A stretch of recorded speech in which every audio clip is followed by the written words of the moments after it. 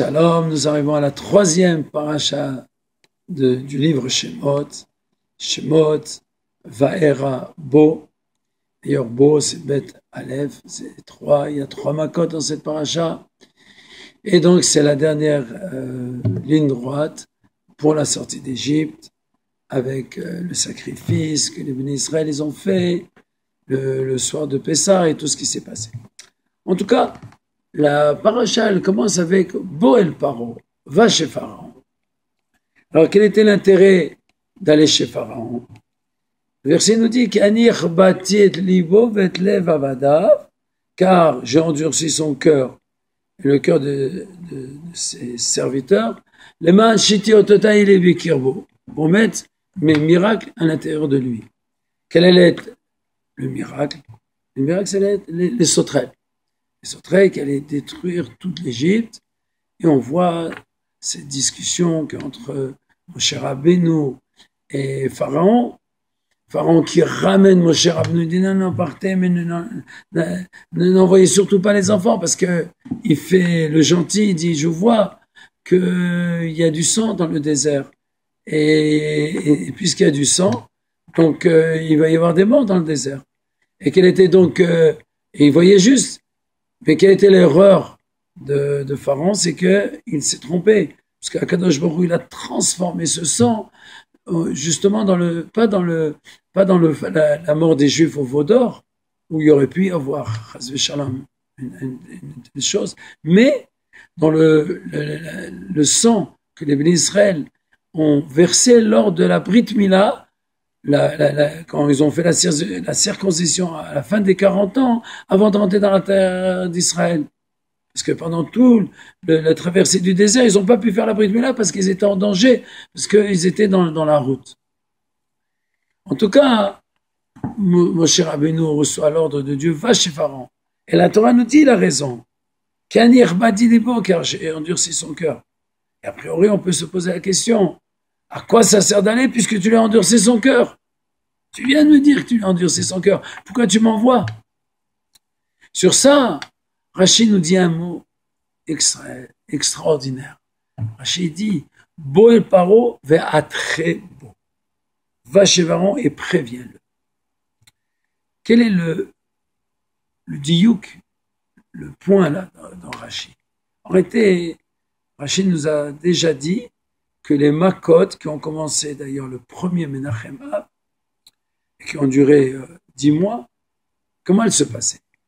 Pendant 3 semaines, on prévenait, pendant 1 semaine, il y avait la Maka.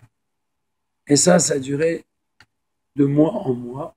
Les 2 premières Makot, donc c'était des cycles de 3. Les 2 premières Makot, Moshe Rabbeinu, il prévenait Pharaon. La 3e, il prévenait pas. La 4e, 5e, il prévenait. 6e, il prévenait pas. Et après, il y avait les 3 autres Makot. D'ailleurs, dans la Gada, on partage Detzar, Detzar,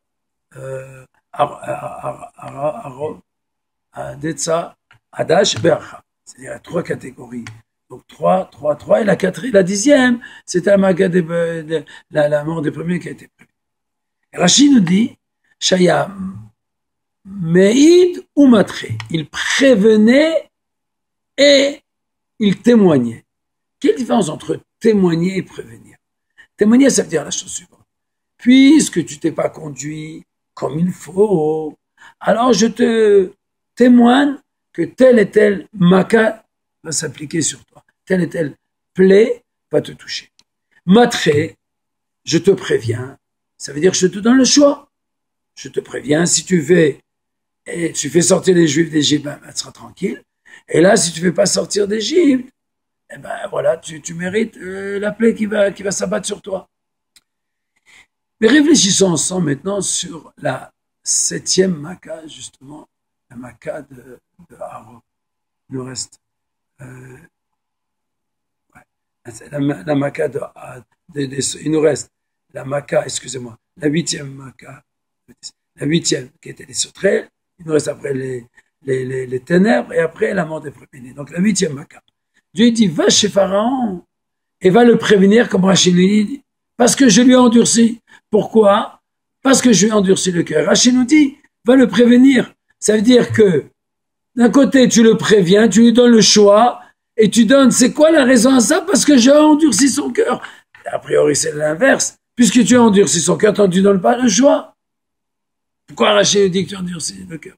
Seulement, quand on continue le verset, pourquoi j'ai fait cette mise en scène? D'un côté, je t'envoie le prévenir, et d'un autre côté, je lui endurcis le cœur. Pour que tu racontes à tes enfants ce que je me suis moqué de l'Égypte. C'est-à-dire que ici, Dieu a voulu se moquer de Pharaon. C'est-à-dire, c'est quoi la moquerie? D'un côté, il le prévient, et d'un autre côté, il lui endurcit son cœur. Et pourquoi Dieu a fait ça? Parce que Pharaon, il méritait cette punition. Pourquoi il méritait cette punition? Parce qu'il a dit, Mi Hashem Asher Eshma Mekolo. Moi, je fais ce que je veux. Et alors, Akadosh Baruch Hu, il a dit, tu ne fais pas ce que tu veux.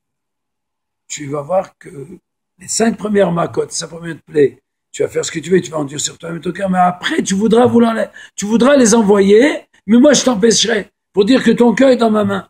Et pourquoi cela? Parce que toi, tu as fauté contre Dieu.